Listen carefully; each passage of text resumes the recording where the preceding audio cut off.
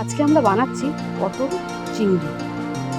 পটল চিংড়ি বানানোর জন্য চিংড়ি মাছগুলো এরম সাইজে নিয়েছিলাম। তোমরা তোমাদের পছন্দ মতো চিংড়ি মাছ ইউজ করতে পারো।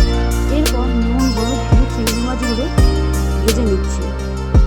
রসুন বাটা আর পেঁয়াজ বাটা নিয়েছিলাম।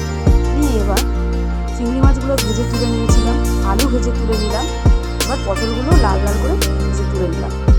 কড়াইতে পরিমাণ মতন তেল দিয়ে এরপরে পেঁয়াজ বাটা, রসুন বাটা আর পরিমাণ মতন নুন, হলুদ, লঙ্কার গুঁড়ো, চিনি দিয়ে এবার মশলাটাকে ভালোভাবে কষিয়ে নিলাম।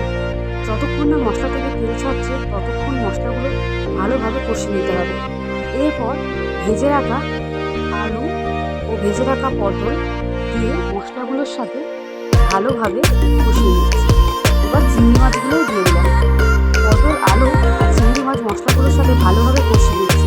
চিংড়ি মাছ পরেও দেওয়া যায়, তবে মশলাগুলোর সাথে চিংড়ি মাছ কষালে টেস্টটা ভালো আসে।